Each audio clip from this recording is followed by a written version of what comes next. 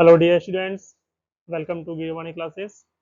जैसा कि आप ऑफलाइन क्लासेस में कह रहे थे कि एक मोदी गवर्नमेंट 3.0 की जो मिनिस्ट्री है उसके बारे में हल्का फुल्का बता दिया जाए। तो मोटा मोटा एक ग्रॉस जो जानकारी है उसको लेकर के अपने यहाँ पे आए हैं। जैसा कि हमें पता है कि 4 तारीख को जो रेल डिक्लेयर हुए थे उसमें बीजेपी सरकार को या हम ये कहें बीजेपी की पार्टी को 272 का जो महत्वपूर्ण आंकड़ा था जिसके बलबूते पर वो अपने बल पर सरकार पाने में सक्षम होती, उसे पाने में वो असमर्थ रहे। लेकिन एनडीए की सरकार निश्चित तौर पर बनी और इस सरकार के मंत्रिमंडल ने 9 तारीख को शपथ ली। ठीक है।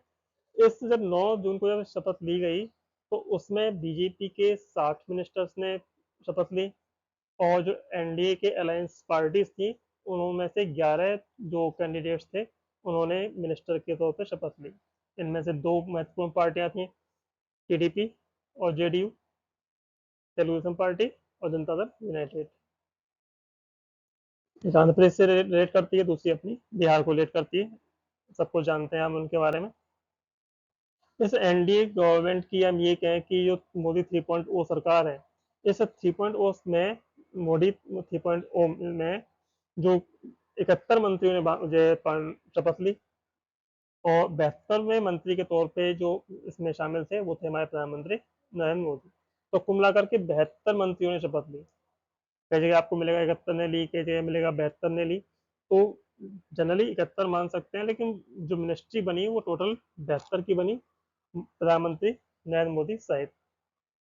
इसमें एक छोटा सा प्रश्न और कई बार पूछ लिया जाता है कि इस पूरे मिनिस्ट्री में सबसे युवा मंत्री कौन है और सबसे बुजुर्ग मंत्री कौन है। तो टीडीपी के जो राम मोहन नायडू हैं वो मोदी 3.0 की मिनिस्ट्री में सबसे युवा मंत्री हैं, जबकि जीतन राम मांझी ये सबसे बुजुर्ग मंत्री के तौर पर उन्होंने 9 जून को शपथ ग्रहण की थी। बाकी का जो अगला वीडियो आएगा जो मोदी की जो अपनी सेरेमनी हुई थी या और जो अपने इलेक्शन सिनेरियो से संबंधित जो महत्वपूर्ण जो जानकारियां हैं उसको अपन अगले वीडियो में शेयर करेंगे। फिलहाल जैसा कि आपने डिमांड की थी कि मिनिस्ट्री के बारे में एक सरसरी तौर पे अपने को जानकारी मिल जाए, तो वो उससे लेकर हम यहाँ पे हैं। तो अपने से आपसे कहा कि 71 मंत्रियों ने पार्टिसिपेट कर रहे हैं यहाँ पे मोदी 3.0 में। तो वो कौन कौन से हैं उसको अपन जान लेते हैं। तो सबसे पहले अपने प्रधानमंत्री नरेंद्र मोदी ही आते हैं और प्रधानमंत्री नरेंद्र मोदी के पास जो विभाग हैं उनमें कार्मिक, जन शिकायत एवं पेंशन मंत्रालय, परमाणु ऊर्जा विभाग, अंतरिक्ष विभाग और सभी प्रमुख नीतिगत मामलों एवं वे सभी विभाग जो किसी अन्य मंत्री को आवंटित नहीं किए गए हैं वो सब इसके अंतर्गत लिए गए हैं। यहाँ पे ध्यान रखने वाली बात यह है कि जो भी पद अब तक किसी और मंत्री को नहीं मिला है वो अभी वर्तमान में प्रधानमंत्री नरेंद्र मोदी के पास में है। अब सपोज करें कि अगर भविष्य में इस मंत्रिमंडल का विस्तार यदि होता है तो इनमें से कुछ मंत्रालय उनको दिए जा सकते हैं। हालांकि ये बात का विषय भी है कि जो वर्तमान में जो मंत्री पद जिस किसी को मिला है वो भी वापस से रिशफल हो सकता है, लेकिन वर्तमान कंडीशन ये है कि प्रधानमंत्री को जो पद मिले हैं या प्रधानमंत्री के पास जो विभाग है ये है। इसके जो कैबिनेट मिनिस्टर हैं, स्वतंत्र प्रभार के जो मंत्री हैं और जो राज्य मंत्री हैं उनके बारे में भी जानकारी हम ले लेते हैं। तो हम कैबिनेट मंत्री की बात करें तो मोदी गवर्नमेंट जब बन रही थी उसमें भी चर्चा चल रही थी कि टीडीपी और जेडीयू जब यहाँ पे साथ आ रही हैं तो क्या महत्वपूर्ण जो मंत्रालय हैं क्या वो बीजेपी के हाथ से चले जाएंगे। तो यहाँ पे वापस से मैं एक बात कहें कि प्रधानमंत्री नरेंद्र मोदी की जो सेकंड पार्ट की जो सरकार थी उसमें जो प्रमुख मंत्रालय जिन मंत्रियों के पास थे वो यथावत ही रहे हैं। रक्षा मंत्रालय राजनाथ सिंह जी के पास है, पहले भी राजनाथ सिंह जी के पास ये मंत्रालय हुआ करता था, आज भी उनके पास है। पिछली सरकार में अमित शाह गृह मंत्री थे, आज भी गृह मंत्री हैं। उनके पास सहकारिता विभाग था, वो भी उनके आज उनके पास है। तो इनमें कोई चेंज नहीं आया है। इसके बाद हम बात करें नितिन जयराम गडकरी जो कि सड़क परिवहन और राजमार्ग मंत्री हैं। पिछली सरकार में भी वो इसी विभाग के मंत्री थे। ये मंत्रालय पहले भी उनके पास था। बहुत सड़कों का उन्होंने विस्तार किया है, सब लोग जानते हैं, काफी चर्चा में रहे हैं। एक चीज यहाँ पे नई चीज हुई है कि जगत प्रकाश नड्डा ये बीजेपी पार्टी के हेड थे, अध्यक्ष हुआ करते थे। इस बार इनको वापस से मंत्रालय में जगह दी गई है, अमेरिकी के मंत्रिमंडल में जगह दी गई है। उनको इस बार जो विभाग मिले हैं या मंत्रालय मिला है वह है स्वास्थ्य, परिवार एवं कल्याण विभाग। इसके अलावा रसायन एवं उर्वरक मंत्रालय भी जगत प्रकाश नड्डा को दिया गया है। महत्वपूर्ण विभाग है। हेल्थ मिनिस्ट्री भी आ गई और अपना केमिकल और फर्टिलाइजर मिनिस्ट्री है वो भी इन्हीं के पास है। इसके बाद जो कैबिनेट मंत्री हैं, मुख्यमंत्री जो मध्य प्रदेश के थे शिवराज सिंह चौहान, जिन्होंने एक शानदार जीत के बावजूद मुख्यमंत्री पद लेने से मना कर दिया। ये कहा जाए कि बीजेपी के अनुरोध पे या उनके जो चीफ थे उनके अनुरोध पर इस पद से अपने आप को अलग कर लिया था। उन्हें एमपी पद के लिए चुनाव लड़वाया गया, अच्छी खासी जीत हासिल की, काफी अच्छे वोटों से जीत के आए और इसके बाद शिवराज सिंह चौहान को महत्वपूर्ण विभाग प्रदान किया गया है और इस बार उनके पास है कृषि एवं किसान कल्याण मंत्रालय में दिया गया है। इस किसान कल्याण मंत्रालय के अलावा उनके पास एक और महत्वपूर्ण विभाग है, वो है ग्रामीण एवं विकास मंत्रालय। ठीक है, तो इनके पास दो मंत्रालय हैं, कृषि एवं कल्याण विभाग और साथ में ग्रामीण विकास मंत्रालय। वित्त मंत्री निर्मला सीतारमण पहले भी हमारे पिछली सरकार में वित्त मंत्री हुआ करती थी, अभी भी वो सेम पद पर है, सेम मंत्रालय उनके पास में है। कॉर्पोरेट कार्य मंत्रालय भी पहले इनके हाथ में था, आज भी इन्हीं के पास है। तो यहाँ तक हम बात करें तो महत्वपूर्ण मंत्रालय जो थे मोदी 2.0 में वो सेम अभी तक उन्होंने रिटेन किए हुए हैं, चाहे ये वित्त मंत्रालय हो, गृह मंत्रालय हो, रक्षा मंत्रालय हो, ये सभी आज भी मोदी गवर्नमेंट 2.0 के अकॉर्डिंग ही है। और ये कहें कि बीजेपी पार्टी के जो सदस्य हैं उनके पास में ही है। इसके बाद बात करें एक और जो जाना पहचाना नाम है जिन्होंने विदेशों में भारत की छवि को काफी निखारा, डॉक्टर सुब्रमण्यम जयशंकर, एस जयशंकर भी बोलते हैं हम। तो इनके पास पहले भी विदेश मंत्रालय था, वर्तमान में भी इनको सेम मंत्रालय प्रदान किया गया है। तो वर्तमान में भी विदेश मंत्री हमारे डॉक्टर सुब्रमण्यम जयशंकर ही रहेंगे। हमारे जो एक और मुख्यमंत्री जो अपने राज्य को छोड़ के सेंटर की उसमें आए हैं केंद्र सरकार में आए हैं, वो है मनोहर लाल। और इनको इस बार जो मंत्रालय प्रदान किया गया है वो है आवास एवं शहरी कार्य मंत्रालय। इसके अलावा बिजली मंत्रालय का कार्यभार भी इन्हीं के पास रहेगा। श्री एच डी कुमार स्वामी, भारी उद्योग एवं सार्वजनिक उद्यम मंत्रालय एवं इस्पात मंत्रालय इनको दिया गया है। पीयूष गोयल, इनके पास वाणिज्य एवं उद्योग मंत्रालय है। धर्मेंद्र प्रधान शिक्षा मंत्री थे, आज भी वो शिक्षा मंत्रालय उनको प्रदान किया गया है। ये सब बात कर रहे हैं कैबिनेट मिनिस्ट्री की। तो जो हमारे कैबिनेट है उसके जो मंत्रालय हैं उनके विभाग के बारे में बता रहा हूँ। जीतन राम मांझी, जिनके बारे में मैंने अभी आपसे कहा था कि सबसे बुजुर्ग जो मंत्री हैं मोदी 3.0 में, जीतन राम मांझी, इनको सूक्ष्म लघु एवं मध्यम उद्यम मंत्रालय प्रदान किया गया है। इसके बाद ये अपने जेडीयू के हैं लल्लन सिंह जी, राजीव रंजन सिंह, नाम तो उनका क्या है, राजीव रंजन सिंह है और उनका निकनेम है लल्लन सिंह। बिहार से आते हैं और इनको पंचायती राज मंत्रालय, पशुपालन, डेयरी और मत्स्य पालन मंत्रालय इनको दिया गया है। ओके, सर्बानंद सोनोवाल, इनके पास पहले भी सेम मिनिस्ट्री थी, पोर्ट इनके पास पिछली बार पिछली सरकार में भी था, इस बार भी सेम मंत्रालय इनके पास में है। पत्तन, पोत, परिवहन एवं जलमार्ग मंत्रालय इनके पास है। डॉक्टर वीरेंद्र कुमार, इनके पास सामाजिक न्याय एवं अधिकारिता मंत्रालय है। किंजरापू राम मोहन नायडू, जिनके बारे में मैंने आपसे कहा था ये टीडीपी से आते हैं और ये सबसे युवा मंत्री हैं केंद्रीय मंत्रिमंडल में, या हम ये कहें मोदी 3.0 में। और इनको जो मंत्रालय मिला है वो है नागरिक विमानन मंत्रालय। इसके बारे में हल्की सी आपको जानकारी होगी कि ये मंत्रालय पहले ज्योतिरादित्य सिंधिया के पास में हुआ करता था। वर्तमान में ये मंत्रालय टीडीपी के राम मोहन नायडू को प्रदान किया गया। नेक्स्ट है अपने प्रहलाद जोशी, इनको उपभोक्ता कार्य, खाद्य, सार्वजनिक वितरण मंत्रालय, नवीन एवं नवीकरणीय ऊर्जा मंत्रालय, काफी इंपॉर्टेंट मंत्रालय है आज के समय में एनर्जी सेक्टर को लेकर, जितने भी रिन्यूएबल एनर्जी क्षेत्र में काम किया जाना है, जैसा कि मोदी का अपने आप में संकल्प है कि हमें ग्रीन एनर्जी को प्रोड्यूस करना है, तो काफी इंपॉर्टेंट हो जाता है मंत्रालय इसको लेकर के है। तो ये अपने कैबिनेट मिनिस्टर हैं प्रहलाद जोशी, जिनके पास रिन्यूएबल एनर्जी का मिनिस्ट्री है। इसके बाद जब बात कर रहे हैं तो डॉक्टर वीरेंद्र कुमार को सामाजिक न्याय एवं अधिकारिता मंत्रालय दिया गया है। प्रहलाद जोशी को उपभोक्ता कार्य, खाद्य सार्वजनिक वितरण मंत्रालय, नवीन नवीकरण ऊर्जा मंत्रालय दिया गया है। जुएल ओराम को जनजातीय कार्य मंत्रालय दिया गया है। गिरिराज सिंह बीजेपी के काफी कद्दावर नेता हैं और काफी चर्चा में रहते हैं मीडिया में, इनको कपड़ा मंत्रालय दिया गया है।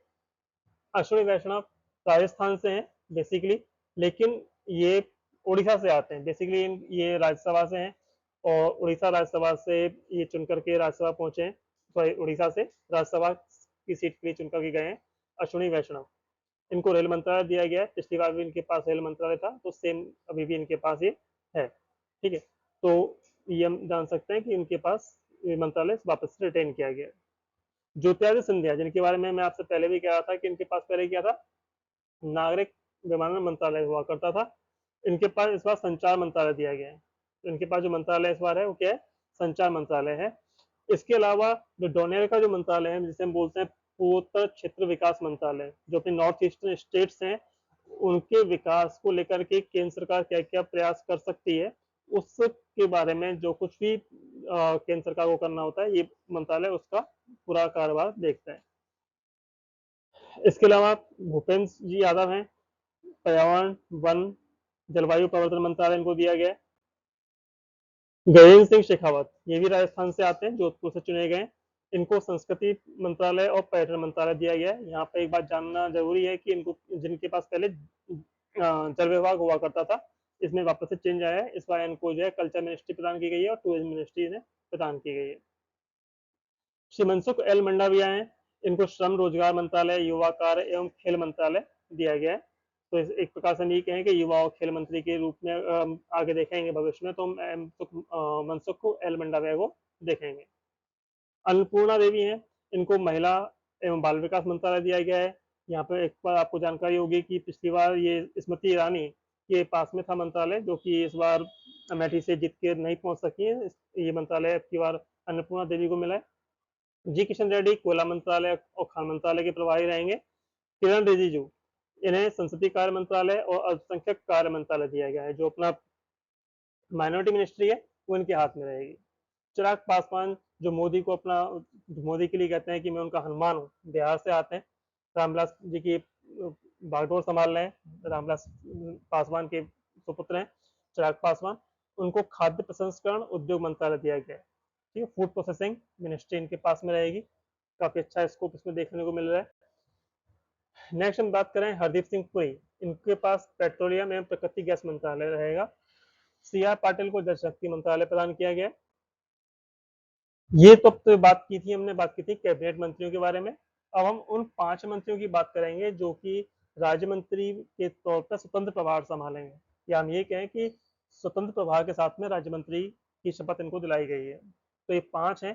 पहला नाम है इसमें राव इंद्रजीत सिंह का, इनको स्टैटिस्टिकल डिपार्टमेंट प्रदान किया गया है। हम ये कहें कि सांख्यिकी एवं कार्यक्रम क्रियान्वयन मंत्रालय इनको दिया गया है। और इसके अलावा एक महत्वपूर्ण मंत्रालय इनके पास है, वो है प्लानिंग मिनिस्ट्री या योजना मंत्रालय।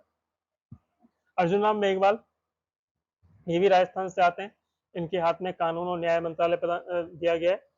जाधव प्रताप राव गणपत राव महाराष्ट्र से हैं, इनको आयुर्वेद, योगा, प्राकृतिक चिकित्सा, यूनानी, सिद्धा, होम्योपैथिक मंत्रालय दिया गया है। आप इन शॉर्ट बोल सकते हैं कि इनको आयुष मंत्रालय दिया गया। डॉक्टर जितेंद्र सिंह, इन्हें विज्ञान प्रौद्योगिकी मंत्रालय प्रदान किया गया और भूविज्ञान मंत्रालय भी इन्हीं के पास में रहेगा। और राज्य मंत्री स्वतंत्र प्रभार के तौर पर जो अपने अंतिम मंत्री हैं वो हैं जयंत चौधरी, इनको कौशल विकास और उद्यमिता मंत्रालय प्रदान किया गया है। एक प्रकार से नहीं कहें कि स्किल डेवलपमेंट का काम वर्तमान मोदी सरकार में इनके हाथ में रहेगा। ये आपको जानकारी होनी चाहिए कि मोदी हमेशा स्किल डेवलपमेंट को लेकर काफी सजग रहे हैं, तो ये मंत्रालय भी इस संदर्भ में रोजगार बढ़ाने के लिए काफी चर्चा में रह सकता है, बशर्ते कि ये व्यक्ति यहाँ पर अपना अच्छा काम करते हैं। तो अब बात करते हैं हम राज्य मंत्री के बारे में, जो अपने मोदी 3.0 में जो राज्य मंत्री पद संभाल रहे हैं उनमें कौन कौन से मंत्री हैं। तो मिस्टर जितेंद्र प्रसाद, इनके पास वाणिज्य उद्योग मंत्रालय, इलेक्ट्रॉनिक्स सूचना प्रौद्योगिकी मंत्रालय रहेगा। श्रीपद यसो नायक के पास में बिजली मंत्रालय, नवीन एवं नवीकरणीय ऊर्जा मंत्रालय रहेगा। पंकज चौधरी के पास वित्त मंत्रालय है। कृष्णपाल के पास सहकारिता मंत्रालय है। रामदास अठावले सामाजिक न्याय एवं अधिकारिता मंत्री रहेंगे। श्री रामनाथ ठाकुर कृषि एवं किसान कल्याण मंत्री होंगे। नित्यानंद राय, ये गृह मंत्रालय संभालेंगे, या हम ये कहेंगे गृह मंत्रालय में राज्य मंत्री का पद संभालेंगे। अनुप्रिया सिंह पटेल, इनको स्वास्थ्य एवं परिवार किसान कल्याण मंत्रालय दिया गया है, साथ में ये रसायन एवं उर्वरक मंत्रालय में राज्य मंत्री का पदभार संभालेंगे। वी सोमन्ना, जल शक्ति मंत्रालय एवं रेल मंत्रालय इनके पास है। डॉक्टर चंद्रशेखर पेम्मासानी, इनके पास ग्रामीण विकास मंत्रालय और संचार मंत्रालय रहेगा। सत्यपाल सिंह बघेल, इनको पशुपालन, डेयरी, मत्स्य पालन मंत्रालय और पंचायत राज मंत्रालय का राज्य मंत्री बनाया गया है। सुश्री शोभा करांदलाजे, इनको सूक्ष्म लघु एवं मध्यम मंत्रालय, श्रम एवं रोजगार मंत्रालय की जिम्मेदारी दी गई है। कीर्तिवर्धन सिंह, ये पर्यावरण, वन एवं जलवायु परिवर्तन मंत्रालय और विदेश मंत्रालय के राज्य मंत्री होंगे। शांतनु ठाकुर, पत्तन, पोत परिवहन और जल मंत्रालय में मंत्री होंगे। डॉक्टर एल मुरुगन, सूचना एवं प्रसारण मंत्रालय और संसदीय कार्य मंत्रालय में राज्य मंत्री होंगे। श्री बंदी संजय कुमार, इन्हें गृह मंत्रालय का प्रभार दिया गया है, या हम ये कहें कि गृह मंत्रालय में राज्य मंत्री हैं। श्री भागीरथ चौधरी, ये भी राजस्थान से आते हैं, कृषि एवं किसान कल्याण मंत्रालय इनके पास में रहेगा। संजय सेठ, इन्हें रक्षा मंत्रालय में राज्य मंत्री बनाया गया है। BL वर्मा की हम बात करें तो इनको उपभोक्ता कार्य, खाद्य एवं सार्वजनिक वितरण मंत्रालय, सामाजिक न्याय एवं अधिकारिता मंत्रालय दिया गया है। सुरेश गोपी को पेट्रोलियम, प्रकृति गैस मंत्रालय के अलावा पर्यटन मंत्री बनाया गया है। श्री अजय टम्टा, ये सड़क परिवहन एवं राजमार्ग मंत्रालय में राज्य मंत्री बनेंगे। कमलेश पासवान को ग्रामीण विकास मंत्रालय में राज्य मंत्री बनाया गया है। सतीश चंद्र दुबे को कोयला मंत्रालय एवं खान मंत्रालय में राज्य मंत्री बनाया गया है। और रवनीश सिंह, ये ध्यान रखना कि रवनीश सिंह जी कहीं से भी चुन करके नहीं आए हैं, ये ना तो लोकसभा में सांसद हैं, ना ही राज्यसभा के सदस्य हैं। इसके बावजूद प्रधानमंत्री नरेंद्र मोदी 3.0 में ये मंत्री बनाए गए हैं। इनके पास जो मंत्रालय रहेगा वो खाद्य प्रसंस्करण उद्योग मंत्रालय एवं रेल मंत्रालय का प्रभार इनके पास में रहेगा। इसके बाद हम बात करें दुर्गादास उइके की, तो इनके पास जनजातीय कार्य मंत्रालय है। श्रीमती खड़से रक्षा निखिल, या हम ये कह सकते हैं रक्षा निखिल खड़से, इनके पास युवा कार्य और खेल मंत्रालय का प्रभार रहेगा, इसमें ये राज्य मंत्री हैं। पोखन साहू आवास एवं शहरी कार्य मंत्रालय में राज्य मंत्री हैं। श्री भूपति राजू श्रीनिवास वर्मा भारी उद्योग एवं सार्वजनिक उद्यम मंत्रालय और इस्पात मंत्रालय में राज्य मंत्री होंगे। हर्ष मल्होत्रा सड़क परिवहन, राजमार्ग मंत्रालय और कॉर्पोरेट कार्य मंत्रालय में राज्य मंत्री होंगे। जॉर्ज कुरियन, ये केरल से आते हैं, इन्होंने भी चुनाव नहीं लड़ा है, ये भी लोकसभा के सदस्य नहीं है, लेकिन मोदी 3.0 में मंत्री बनाए गए हैं और इन्हें अल्पसंख्यक कार्य मंत्रालय प्रदान किया गया है। इसके अलावा पशुपालन, डेयरी और मत्स्य पालन मंत्रालय में ये राज्य मंत्री होंगे। सुकांता मजूमदार की हम बात करें तो इनको शिक्षा मंत्रालय और पूर्वोत्तर क्षेत्र विकास मंत्रालय का राज्य मंत्री बनाया गया है। इसके अलावा श्रीमती सावित्री ठाकुर, इन्हें महिला एवं विकास मंत्रालय दिया गया है। राजभूषण चौधरी को जल शक्ति मंत्रालय में राज्य मंत्री बनाया गया है। निमुबेन जयंती भाई बामणिया को उपभोक्ता कार्य, खाद्य एवं सार्वजनिक वितरण मंत्रालय दिया गया है। और मुरलीधर मोहोल, इनके पास सहकारिता मंत्रालय, नागरिक विमानन मंत्रालय का प्रभार रहेगा। और अंतिम जो मंत्री जो माने राज्य मंत्री के तौर पे जिनको शपथ दिलाई गई है वो है पवित्रा मार्गरेटा, इन्हें विदेश मंत्रालय और कपड़ा मंत्रालय में राज्य मंत्री बनाया गया है। ये सभी मंत्री अपने अपने पदभार ग्रहण कर चुके हैं। तो इस प्रकार से मोदी 3.0 में जो कुल मंत्रिमंडल या हम कहें पूरा मंत्रिपरिषद जो है वो 72 लोगों का है वर्तमान में, जिसमें कैबिनेट मंत्री, स्वतंत्र प्रभार के राज्य मंत्री और राज्य मंत्री शामिल हैं। तो ये कुल मिलाकर के मोदी 3.0 की वर्तमान मिनिस्ट्री है। इसको आप थोड़ा ध्यान रखिएगा, क्वेश्चन से वर्तमान में जो आने वाले एग्जाम्स हैं उनमें पूछे जा सकते हैं। बाकी जो इससे रिलेटेड जो जानकारियां हैं मंत्रालय को लेकर के या फिर जो नए चुनाव अभी होकर चुके हैं उनमें जो नए सदस्य पहुंचे हैं उनके बारे में जो महत्वपूर्ण जानकारियां हैं उसे लेकर के जल्दी ही आपके सामने फिर आएंगे। Till then, bye bye, have a nice day.